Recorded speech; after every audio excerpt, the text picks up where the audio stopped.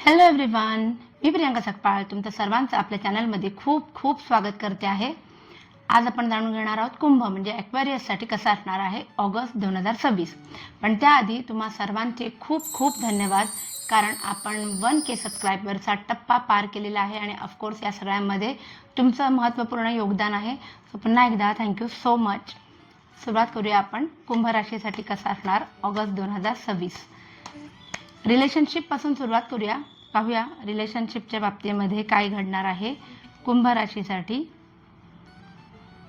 Okay, तुमचं नातं जे आहे ना ते भरभरून त्याच्यामध्ये ना प्रेम ओसंडून वाहणार आहे, नेक्स्ट लेवलला जाणार। जर तुम्ही डेटिंग करत असाल कोणासोबत तरी, तुम्ही जर सिंगल असाल आणि लग्नासाठी समजा मागणी जरी घातली असेल तर फार पटापट या गोष्टींना काय म्हणतात ना स्पीड येणार आहे। नातं जे आहे ते पुढच्या लेवलला जाणार आहे। वेटिंग पिरियड ओव्हर होताना दिसतो आहे, ही एक चांगली गोष्ट आहे। तुमच्या पार्टनरवरती या महिन्यामध्ये थोडेसे त्याचे लाड करता करता तुमचे काही पैसे खर्च होण्याची शक्यता आहे ऑगस्टमध्ये, असं हे कार्ड सांगतात। पण त्याचबरोबर काही जणांसाठी स्ट्रेंथचं कार्ड रिव्हर्समध्ये आलेलं आहे। सो काय म्हणतात ना एक छोटी मोठी नोकझोक होऊ शकते तुमच्यामध्ये, पण अदरवाईज रिलेशनशिपसाठी तरी कार्ड चांगला आहे, चांगली गोष्ट आहे। बघूया आपण आता फायनान्सच्या बाबतीमध्ये कार्ड्स काय सांगतात। कुंभ राशीसाठी फायनान्ससाठी कार्ड्स काय सांगतात। खूप तोलून मापून विचार करून पैशांच्या संबंधी निर्णय घ्या असं दिसतंय, कारण होऊ शकतं की तुम्ही कुणाला तरी पैसे द्याल आणि त्यांचे पैसे आपल्याला परत येणार नाहीत किंवा चुकीचे इन्व्हेस्टमेंट होण्याची पण फार जास्त शक्यता आहे या महिन्यामध्ये। थोडासा स्ट्रगलही दिसतोय। सो पैसे जपून वापरा असं मी सांगेन आणि इन्व्हेस्टमेंट फार विचार करून करा। बघूया आपण जे जॉब करणारे आपले व्ह्यूअर्स आहेत त्यांच्यासाठी करिअरमध्ये हा महिना कसा असणार आहे। ओके, करिअरच्या बाबतीमध्ये सांगायचं झालं तर जुन्या प्रॉब्लेम्समधनं तुम्ही बाहेर पडणार। जुना जो काही तुम्ही वर्कलोड होता आणि त्याच्यातनं तुम्हाला डिप्रेशनकडे तुम्ही थोडेसे जात होतात, स्ट्रेस येत होता कुठेतरी की आपलं हे काम व्यवस्थित चाललंय की नाही किंवा या कामाचा इम्पॅक्ट आपला हायलाईट होणार आहे की नाही, तर त्या थोडासा तुम्ही आता दुर्लक्ष करायला शिकणार, त्यातनं तुम्ही बाहेर येणार आहात। बऱ्याच जणांची अशी अवस्था असेल की करिअरमध्ये जेव्हा तुमचे आणि तुमच्या कलिगमध्ये वाद होतील तर तुम्ही त्यांच्यासोबत जास्त वाद घालणार नाही। 2+2 5 म्हटलं तर तुम्ही म्हणाल हो, पण तुम्ही अजिबात गोष्टींना खेचत बसणार नाही असं दिसतंय। बाकी क्वीन ऑफ सॉर्ड्स आलेलं आहे, जे सांगतं की तुम्हाला तुमच्या कामामध्ये ना खूप यश मिळणार आहे। पहिली गोष्ट, अपॉर्च्युनिटी येतील, प्रोफेशनल ग्रोथसुद्धा होताना दिसते। पण द एम्पिरियरचा कार्ड आलेला आहे रिव्हर्स पोझिशनमध्ये, जे तुम्हाला सांगतं की तुमच्याकडनं काही डिसिजन जे आहेत ते चुकण्याची शक्यता आहे। सो काम करताना सुद्धा खूप जास्त विचार करून तुम्हाला निर्णय घ्यायचे आहेत। संधी तुम्हाला चांगली येईल चालून, समजा नवीन नोकरीसाठी अप्लाय करायचं असेल तर करू शकता तुम्ही, पण आता जिथे आहात तिथे तुमच्या हातून काही चुकीच्या गोष्टी घडण्याची शक्यता आहे आउट ऑफ इमोशन्स। ओके, जास्त लॉजिक यूज न केल्यामुळे तुम्हाला हा तोटा होऊ शकतो।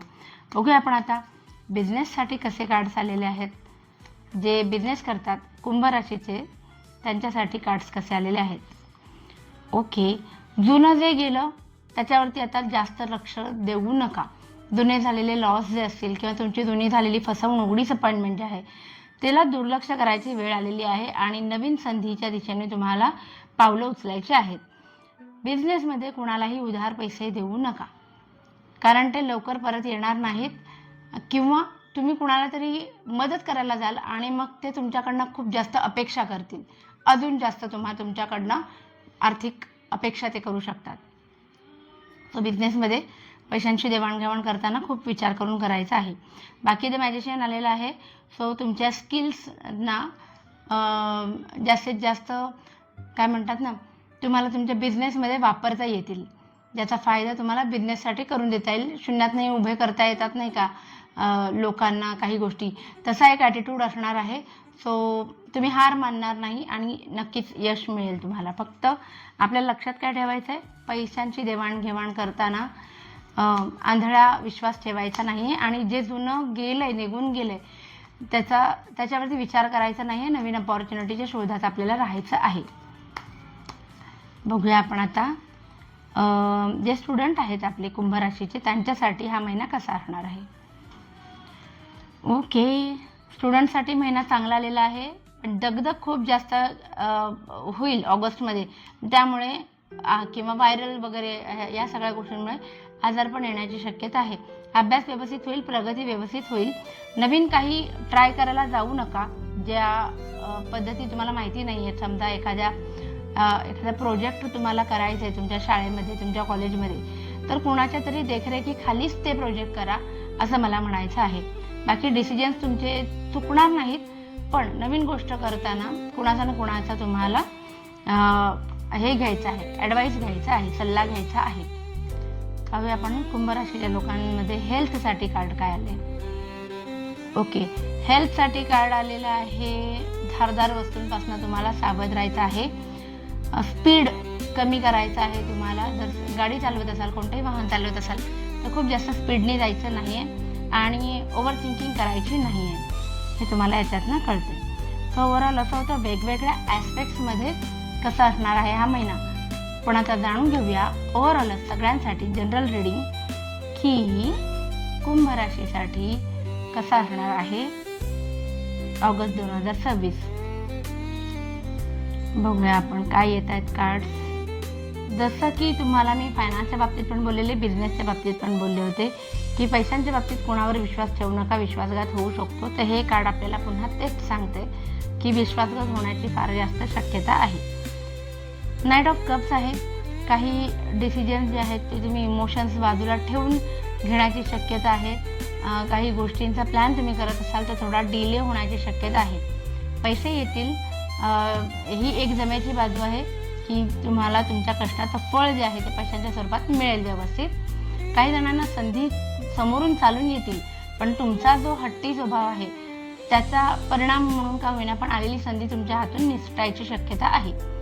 आणि 7 ऑफ कप्स आलेला आहे रिवर्स पोझिशनमध्ये. सो ज्या गोष्टींच्या रिलेटेड तुम्हाला एक संभ्रम निर्माण होत होता, ठीक आहे, तर तुम्हाला तो अजूनही डिसिजन मेकिंगला प्रॉब्लेम होणार आहे. अजूनही त्याच्यावरती क्लॅरिटी तुम्हाला येणार नाही.